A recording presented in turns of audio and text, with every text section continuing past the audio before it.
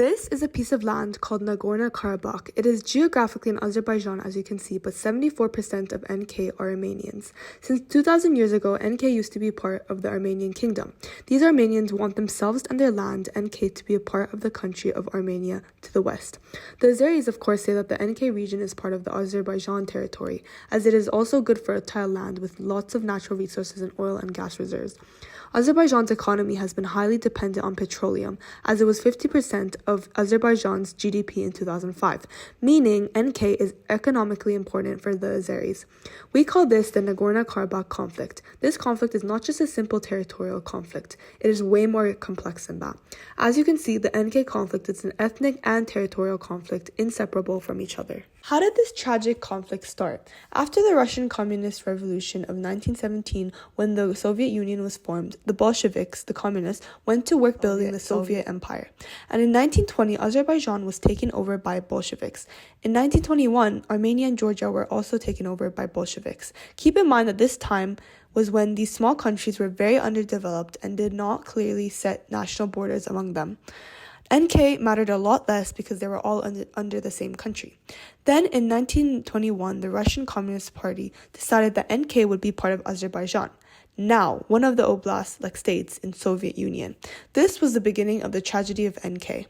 But the desperate wish of Armenians in NK to be joined with their fellow countrymen in Armenia never went away. For instance, in 1987, when the Soviet Union was beginning to collapse, the Armenians in NK sent a petition for union with Armenia with hundreds of thousands of signatures to Moscow. Then, in 1991, the Soviet Union disappeared into history. Both Armenia and Azerbaijan attained independence. In other words, there was now a power vacuum, and the tragic and historic question of Nagorno-Karabakh re-emerged. The first war was from 1988 to 1994. The war killed more than 25,000 soldiers and civilians and resulted in the displacement of over 1 million people. A ceasefire was reached on May 12, 1994 through Russian mediation. However, the war ended rather violently. There were two cities in NK, Stefankert, an Armenian-dominant city, and Shusha, an Azeri-dominant city. On May 8th of 1992, Shusha fell to the Karabakh Defense Force, where the Armenian forces launched successful offensive to capture Shusha. The Azerbaijani population of 85.5% of the city's population was forced to flee. Shusha was dismantled, and after this, the Armenians dominated military in 1994. Between 1994 to 2016, there were border clashes between Armenia and Azerbaijan. A soldier would die every couple days, and they would fire off a couple things here and then at each other.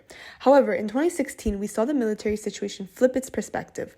The Azeris had a much larger military as they spent money from their oil. In 2016, Azeris dominated in the conflict and pushed the Armenians off of several key chunks of territory. These wars resulted in roughly 30,000 casualties and creating hundreds of thousands of refugees of the NK region. With that being said, there have been many attempted solutions to solve this spiraling conflict. Number one, the OSCE tried to resolve the conflict by trying to come to terms and conditions that both the countries would agree on. Unfortunately, little progress has been made, as each side has insisted on incompatible conditions that the others will not accept. Number two, in September 1997, the Minsk group proposed a phased approach plan entailing an Armenian withdrawal from 7 Azeri provinces, followed by a discussion of the final status of NK.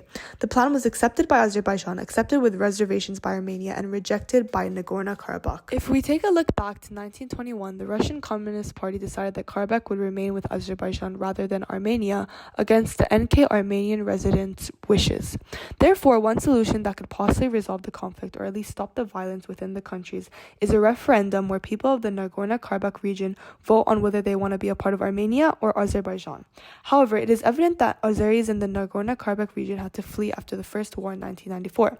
My solution includes the citizens that had to flee given a right to return to NK before the referendum is held. Most important is the population living in the region and their opinions. The region holds many people's lives. Half of its population has fled, while the remaining families cower in basements as artillery and drones destroy their houses. The main limitation is that Azerbaijan is in control of the region and realistically wouldn't agree to the referendum. referendum.